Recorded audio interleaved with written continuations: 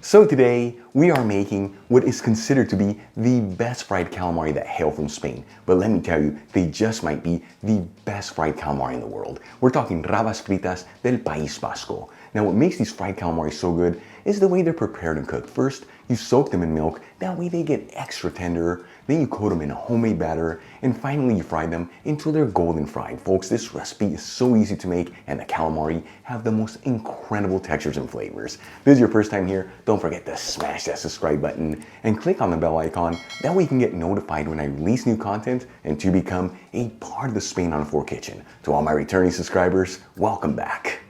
So we're going to begin by preparing our squid. I've got 3 clean tubes of squid that are about frozen and thawed out. If you can't find these in your supermarket, check with a local Asian supermarket. They usually have them in the freezer department.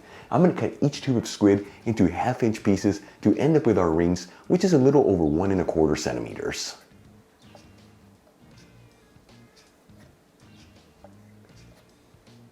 Once all the squid rings have been cut, I'm going to add them into a large casserole dish, making sure that they're all in a single layer.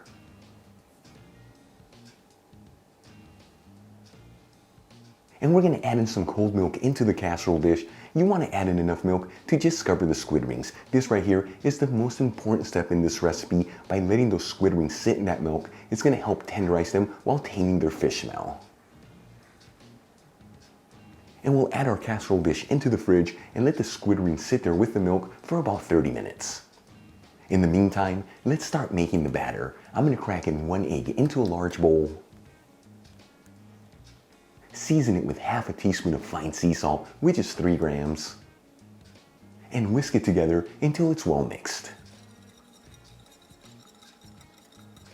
Then I'm going to grab 1 can of cold beer and measure out 3/4 of a cup, which is about 180 milliliters. Now the beer that I'm using is a very typical Spanish beer from the north of Spain, very similar to Heineken, mild in flavor, not too much alcohol. You can use whatever beer you want, just make sure it's not too high in alcohol. I'm going to pour the beer into the bowl with the whisked egg and whisk everything together until it's well mixed. Then we'll grab 1 cup of all-purpose flour, which is 120 grams, and start slowly adding the flour into the bowl with the mixture and whisking everything together. This is the best method when you're making a batter, as it ensures you're going to end up with no lumps in your batter.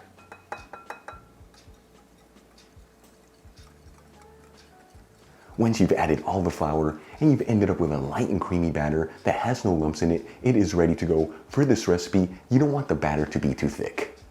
And we'll add the batter into the fridge while we wait for the squid rings. In the meantime, I'm going to add in 1/2 cup of all-purpose flour into a large casserole dish, which is 60 grams. And we'll also add in 1/4 teaspoon of fine sea salt, which is 1 1/2 grams. And we'll mix it together, that way the ingredients are evenly mixed. After about 30 minutes, I'm going to remove the squid rings from the fridge and start coating them in the all-purpose flour mixture. You want to make sure as you're removing the squid rings from the milk that you're shaking off any of the excess milk.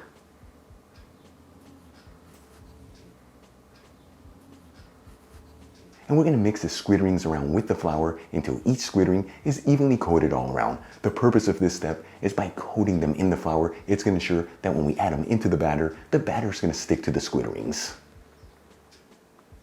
Before we start coating the squid rings in the batter, let's start heating the oil. I'm going to grab a large fry pan, heat it with a medium-high heat, and add in 1 cup of sunflower oil, which is 120 milliliters. You can use whatever neutral vegetable oil you like. While the oil is heating, I'm going to grab a handful of the squid rings, add them into the batter and give them a mix, that way they're evenly coated all around.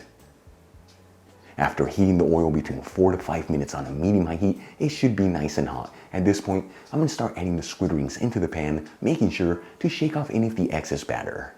And you want each squid ring to be in a single layer, that way they evenly cook, so make sure to cook this in batches.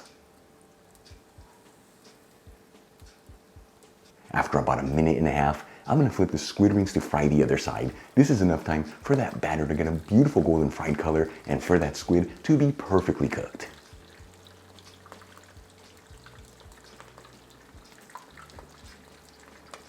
After a total cooking time of 3 minutes, that's 1.5 minutes per side, these squid rings should be perfectly cooked. I'm going to start removing them from the pan, making sure to shake off any of the excess oil and transferring them into a dish with some paper towels.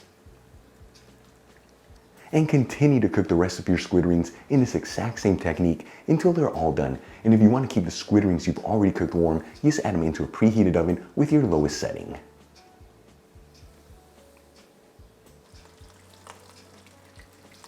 Once all the fried calamari are done, let's start plating our dish. I'm going to transfer them into a serving dish.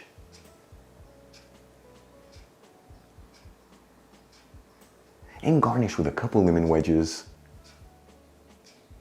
And a sprinkle of finely chopped parsley. Rabas fritas del País Vasco are done. Spanish fried calamari from the beautiful Basque country. So easy to make, incredible textures to that squid. Let's give it a try and see how it turned out.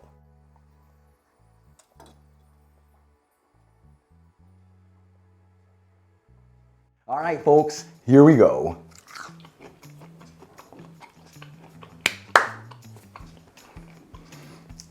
It is absolutely delicious, but first things first, the calamari are perfectly cooked, and then that batter on the outside adds a beautiful crunch and flavor. But the beauty of these fried calamari is the texture of the calamari. By letting them soak in the milk, it gives them the most incredible texture and flavor. Folks, try these fried calamari at home. You will not believe how good they are, in my opinion, some of the best ones in the world. Really quick before I go, a shout out to a couple of my patrons, William Judd and Patricia Salem. Again, guys, thank you so much for being patrons of Spin Out of Fork. It's thanks to you and the rest of my patrons why Spin Out of Fork continues to move forward. If you're not a patron, consider becoming one, as it really helps with ingredients and equipment to continue making videos like this. You'll find my Patreon link in the description box below and iCard above. If you enjoyed today's video, hit that like button. Leave me a comment below, and if you're not subscribed, you know what to do. Smash the subscribe button. Till the next time, hasta luego.